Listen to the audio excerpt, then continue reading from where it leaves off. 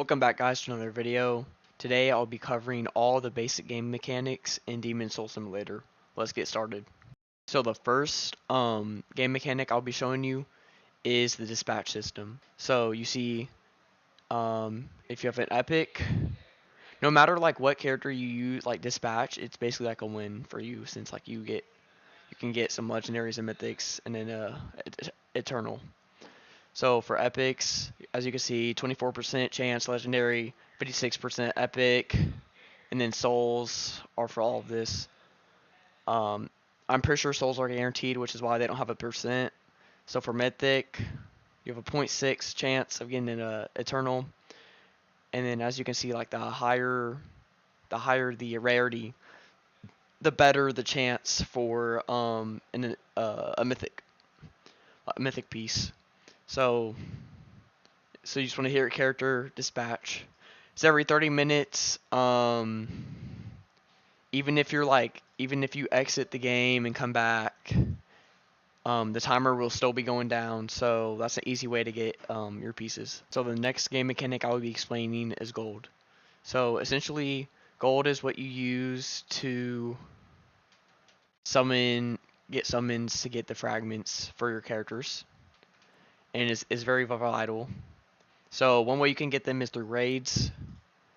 Obviously, if you're not like a high level, then you're doing like the easiest one. You can do it with a solo or team, and you get like a decent amount with talent points, which I will be explaining later. And you could also get it through killing enemies. You see how I got some gold right there. Another way you can get gold is through the quest system in this game. So as you can see, like for this quest online for 5 minutes, you get 1,000 gold and complete one raid, which is 2,000 gold, which is very good. Also, here's a quick tip for gold. There's a food shop over here, and you can get some food that gives you buffs. It gives you 2 each. It's very useful for grinding, and you can also buy some ingredients as well. And I recommend the food if you're like trying to grind or try to kill like a hard boss or something like that. The next game mechanic I'll be explaining is pets. So you can get, if you come over here by the Wisteria Peak area, you can see Tanjiro. He's a pet shop, and you can buy pets with however many souls you have. Obviously, the higher the rarity, the better. And so what you can do with these though is you can, for example, I'm gonna buy like this one, and you can go to your pet inventory, and then you can see your pets, like all the pets you have, and you can equip it. You can get that buff of like whatever they show, and then you can go over here to your pet upgrade, and then you can grab these 2 pets and then combine them for for some souls, and then upgrade them, and that basically upgrades the ability of the buff that it gives. So originally the cat gave a 3% attack buff. Now it gives the 6% attack buff, and you can basically keep doing this over and over until it's basically maxed. So, but it gets pretty expensive, so you might want to watch out for that. For the next game mechanic, I'll be explaining talent points, which are essentially how to upgrade your character. Like as you can see down here, that's how many talent points I have to upgrade your character. And you can get them through either just killing enemies. There's a small chance in getting them. They're pretty rare. So let me just kill an enemy until I get one. See right there, I got 14 for Akaza, 14 for Goku, and 28 for Gyu, which is nice. And then if you go over here to your pouch area, you can go down to, well, you're already here, so your talents. So as I said earlier in the video, you can get talents from the raids that are over there by the summon shop. And so essentially you can convert these talent points into whatever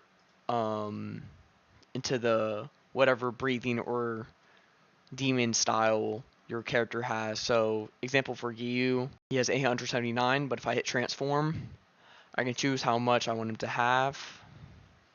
So if I wanted to give him like 359, then boom, into his talent points. As you can see, he got transferred. And then that can help you increase the levels of your characters in the talent tree. Going off of the talent tree, each character, each rarity has a different amount of talent. So as you can see with Rue, he has 3 talents, as you can see, since he's an epic. Same for all other epics and stuff. And then for the legendaries, they have 4. Mythics have 5. And I don't have an eternal, but they have 6. The next thing I will be explaining is relics. So essentially, relics can buff your characters by a great deal. And you can see they're pretty rare except for these 4 right here, which are the most common. So essentially, a relic buffs your character. So if you have an epic relic, then it just does like a basic, it just buffs your attack damage. And then you can strengthen it by using other of your relics that you got to make it better. For legendaries and mythics, they all have this suit effect. So since I only have 1 of this legendary, there's no suit effect. But if I had 2, I was right here, I'd have the toxin. I would have toxin damage chance plus 30. So basically meaning if I had this legendary, if I had 2 of these legendaries, so like 1 right there, and then, for example, and then 1 right there, and they're both in my relic slots, then I would get this effect. And then if I had 4 of these, I would get the insect breathing toxic damage chance plus 70%. And that is relics explained. For chests, they give you the chance of unlocking certain character fragments. So as you can see, this is the common chest rarities. You can pause if you want. Rare chests, epic chests, legendary chests, and mythical chests.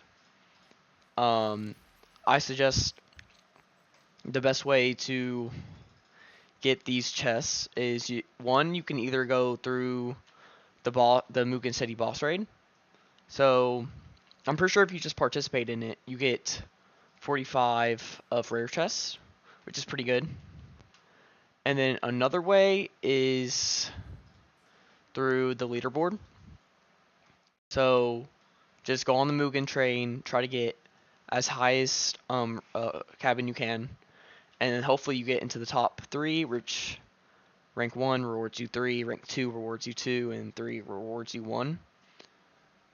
And then even if you don't get the top 3, you still get some legendary chests. So that's still not bad.